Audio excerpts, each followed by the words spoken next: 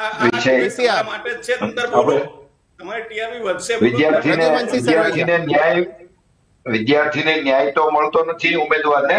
આ ઉપરથી અત્યારે આપણે ડિબેટમાં પણ ન્યાય નથી આપી શકતા, ત્યાં પણ વિષય ભટકીએ છીએ.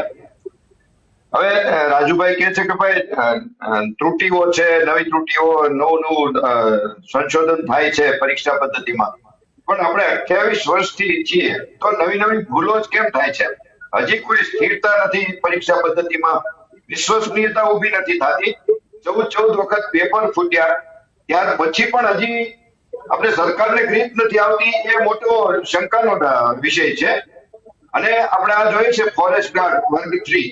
હવે એ વિદ્યાર્થીની, એ ઉમેદવારની સિચ્યુએશન કેવી હોય છે, એની આર્થિક પરિસ્થિતિ કેવી હોય છે, એનો મેં નજરે જ હમણાં સાંભળેલી.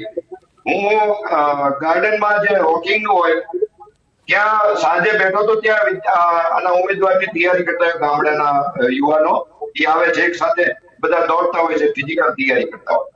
ત્યાં બાકડે બેસો ત્યારે બે બાકડે, બાજુના બાકડે બેઠેલા બે યુવાનો વાતો કરતા હતા કે કેમ તે ત્યાં જમવાનું 100 રૂપિયાનું હતું, ત્યાં મેલ્સમાં તે બંધ કરી દીધું અને બીજે ચાલુ કર્યું 70 રૂપિયામાં. ત્યારે બીજો છોકરો જે એને જવાબ આપ્યો, મને પોતાના આંખમાં આંસુ આવી ગયા કે કેવી પરિસ્થિતિ છે.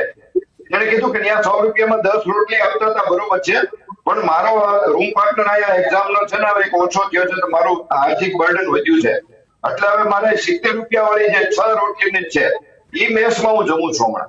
એટલું એને આર્થિક એની ઉપર કેલ્ક્યુલેશન કરવું પડે છે. હવે આ વિદ્યાર્થીને, હવે આ ઉમેદવારને જયારે અન્યાય થતો હોય ને, અને અન્યાય માટે એને ગાંધીનગરમાં આંદોલન કરવા માટે જવું પડ્યું હોય, ત્યારે એની પરિસ્થિતિ કેવી થઈ છે એ વિચારવાનું છે. અને સરકાર આને ગંભીરતાથી નથી લેતી.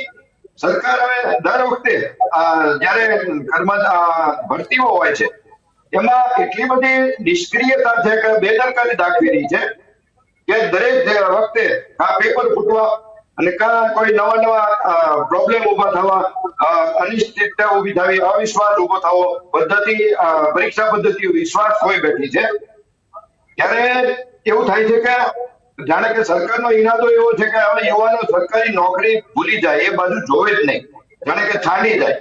ભલે પછી સમોસા વેચે, પકોડા વેચે કે પાનના ગલ્લાઓ ચલાવે અથવા પ્રાઇવેટમાં નોકરી કરે. એટલે સરકારનો ઈરાદો સમજાતો નથી. એક તો પૂરી જગ્યાઓ એક સાથે શા માટે ભરતા નથી, એ મોટો એક પ્રશ્ન છે. થોડું જાણે બટકું નાખતા હોય એ રીતે આ રીતે એક્ઝામો બહાર પાડે છે. અને આ વખતની પરીક્ષા પદ્ધતિ તો ખરેખર શંકાના દાયરામાં છે. આ ફોરેસ્ટ ગાર્ડની પદ્ધતિ જિલ્લા વાઇઝ જે કરી છે, હવે એમાં દરેક જિલ્લામાં સીટોની સંખ્યા અલગ અલગ છે. હવે ક્યાંય હોશિયાર વિદ્યાર્થી હોય પણ સીટો ઓછી હોય તો રહી જાય, ક્યાંક અમુક જિલ્લામાં વધુ સીટો છે તો ત્યાં એનાથી ઓછા માર્ક્સ વાળો પણ આવી જાય. અને બીજું અત્યારે ભલે સ્વીકાર્યું કે માર્ક્સ હવે બતાવશે, અત્યાર સુધી સરકાર મનમાની કરતી કે તમારે માર્ક્સ કેટલા આવ્યા છે એ નથી બતાવતા, તમારી રેન્ક કઈ છે. આટલા આંદોલન કરવા એને મજબૂર થયા ત્યારે સરકાર એગ્રી થઈ કે હવે તમને તમારું માર્ક્સ આપશું, તો પછી પહેલાથી જ તે ઇઝીલી બતાવી દીધા હોય કે તમારું માર્ક્સ શું છે, કેટલા છે. અને એક જ ડિપાર્ટમેન્ટની પરીક્ષા 4.5 લાખ જેવા વિદ્યાર્થી ઉમેદવારો હોય છે, એને સરકાર પોતે એક્ઝામ નથી લઈ શકતો, સરકારને પોતાને વિશ્વાસ નથી. હવે પેપર ફૂટી જશે, નિરંતર એ જ પરિસ્થિતિ હોય છે, તો પછી સરકારે પોતાની જવાબદારીમાંથી રાજીનામું દઈ દેવા જોઈએ.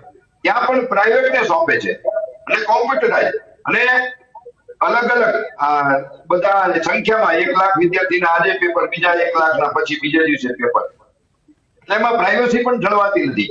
એટલે ખાલી 4-4.5 લાખ વિદ્યાર્થીની પરીક્ષા જો વિશ્વસનીયતાથી સરકાર કરી ન શકતી હોય ત્યારે ખરેખર વિચારવા જેવું થાય છે.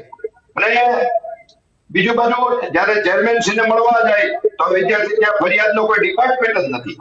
એટલે ઘણી બધી બાબતો વિચારવા મજબૂર કરે છે કે સરકાર એક બાજુ તો રોજગારી ઉપર ગંભીરતા નથી, બેરોજગારી ઉપર, અને બેરોજગારી બજેટમાં સ્વીકારી છે, રોજગારીના મૂળ વજન આપ્યો છે, એનું કારણ કે બેરોજગારી છે.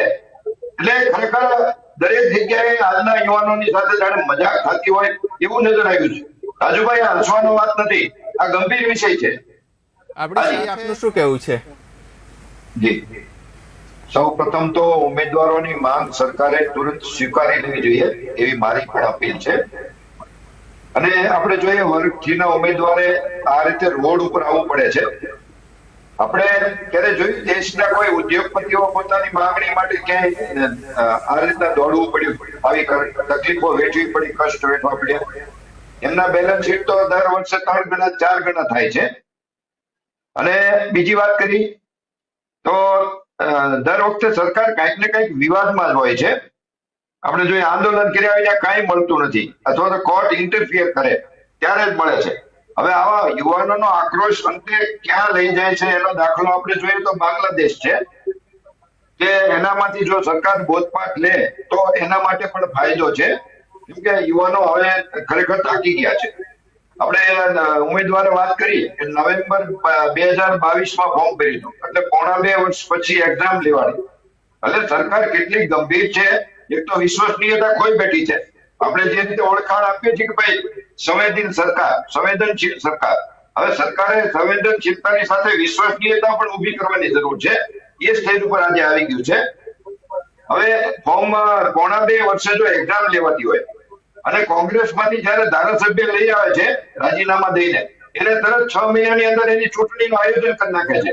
અને આ ઉમેદવાર જે જરૂરિયાત વાળો નાનો માણસ છે, યુવાન છે, એની ઉંમર વહી જતી હોય, પાસ થઈ જતી હોય, એને 2 વર્ષ સુધી એક્ઝામ નથી લેતા. એટલે ખરેખર સરકારની આ બેધારી નીતિ, હવે સરકારે જાગૃત થવું જોઈએ અને ખરેખર સંવેદનશીલ થવું જોઈએ આજે.